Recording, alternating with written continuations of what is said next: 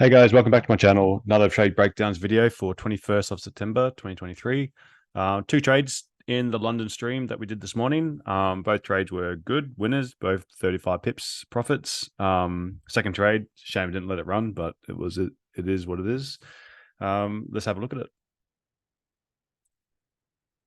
Okay, so we started the day with news at 8:30.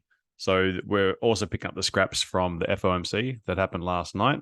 Fed came out, J Powell came out with a very hawkish hold. So indices were having a bit of a sell-off.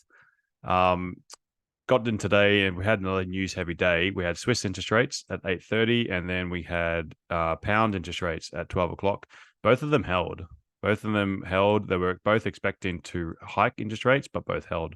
So what it did is let's have a little look here. So normally that would be bullish for stocks, but the Fed was so hawkish. I've replayed data already. So this is where we started the stream. And this candle was basically coming to a close. This is the Frankfurt Open, first half of the first Frankfurt hour, 7 o'clock to 7:30 UK time. Had some zones drawn in, which were really good. Looking over to the left here, I had clear on the 15 minutes. Let me show you the 15-minute. Okay, let's bring it back over here. So on the Thursday, 1 week ago exactly, actually. So we had the low. Wait a second. Oh, wait, sorry. Gone too far. No, it's Wednesday, 13th of September. Okay, so we had where was it? Where was it? Oh no, sorry. It was over here. My bad. On the 1 hour, sorry. It was the 1 hour zone, not a 15-minute, not a 30-minute. It was a 1 hour zone. So 1 week ago, Thursday the 14th, this is a little doji low in the London session. So there was always a very good chance that we could take this low as liquidity. But then we had a New York session sell to buy move. So this one kind of confirms that this is at least a decent support zone. So that was the area, this little red box. We have a zone just underneath it, this green and purple box. And this one was, if I recall, from the 2-hour time frame. So if we go to the 2-hour chart, no, not 2 hours, 3 hours, 45 minutes.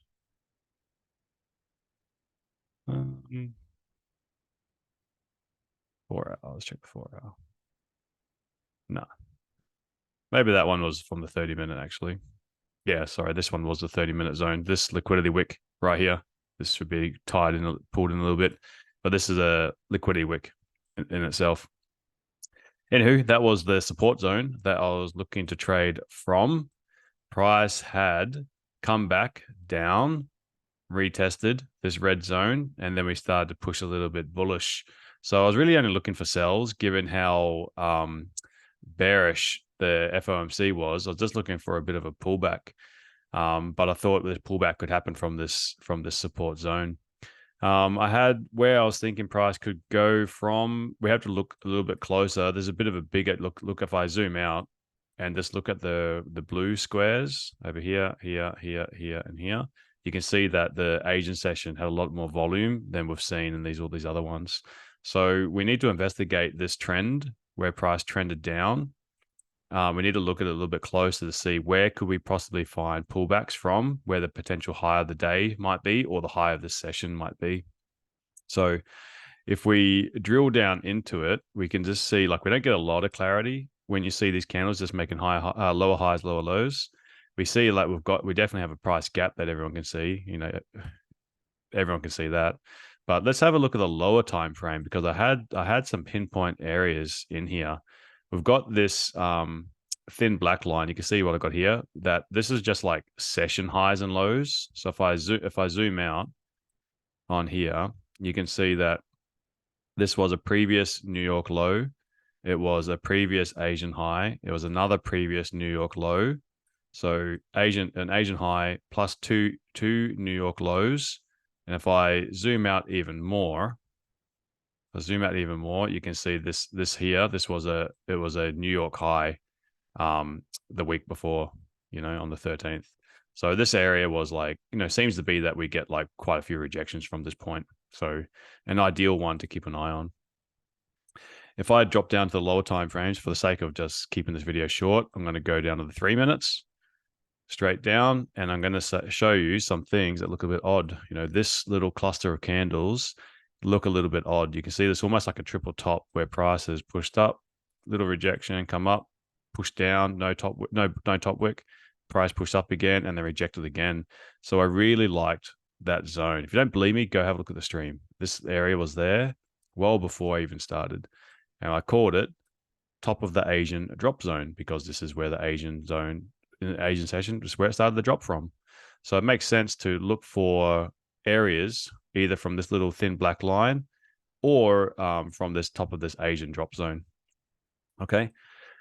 So had this pathway drawn. This is what I was actually anticipating, something like this or something like this. And where I would thought that if we can get some sells from up here, where would I target? Normally, I'm securing, looking for like 50 pip moves or 30 pip moves. And then this made sense for at least a first target or down here. So Euro opened with no bottom wick. So probably it's going to be a bit of an imbalance, probably come back to this area. Or pre-London, before the Euro open, a 5-minute candle that started with no bottom wick. So probably come back there as well. So we had, but we did, mind you, that we did have Swiss interest rate news at 8:30 a.m. So let's skip forward a bunch of candles.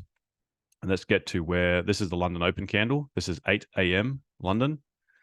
Okay. We did have potential buys that I missed.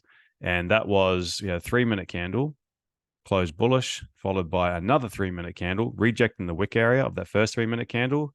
This creates a beautiful zone. So what I was looking to take buys from, I wanted to take buys from around this. My bias was short, but I was thinking that we could get up to this area to sell from. So I was thinking, you know what? If we take out this bot, if there's no wick, that would be a real ideal area. Price pushes down, comes up, forms little dojis, and then take anticipation entry back long. That was what I was waiting for. And a few members took it from this support little area that was established. And price then just, rose up. And I was like, oh man, banger. What a banger. So I'm really happy for the guys that took it. I drew a little saying, come back, pick me up so I can take part of the longs as well. But price wasn't having it. Did come back. Okay. And then as it was coming back, came back pretty nicely. And I was thinking, gosh, this is so close. Really want to take a buy here, but the thing is that we had the news at 8:30, sorry. So this is the next candle, and I was thinking I basically just want to pull the trigger if it wicked down and then pushed up to get me in. But because that news was at 8:30, I don't like entering a position so close to where the candle is, just in case it does a huge spike.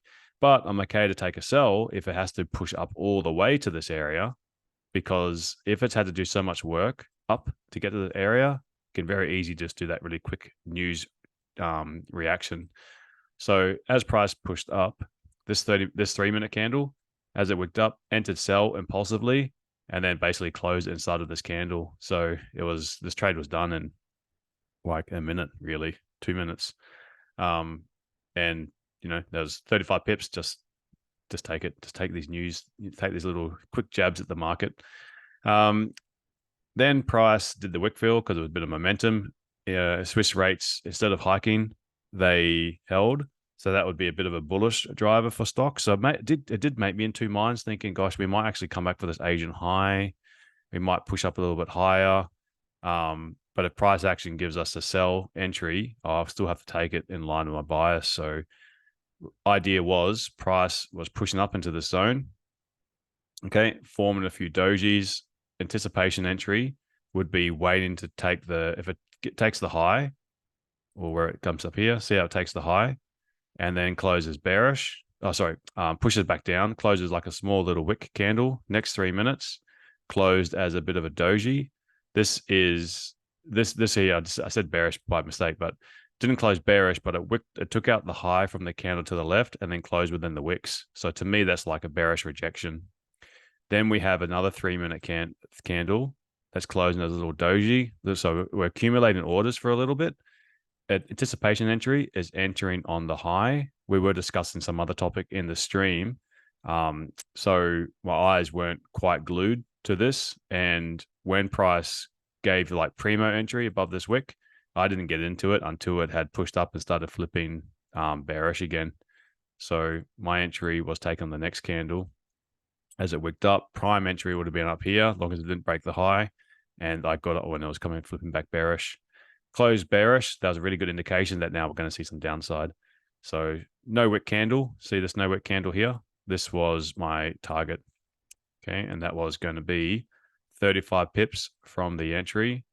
So really happy just to take that. Like I said at the start, that I would have liked to have held it for longer.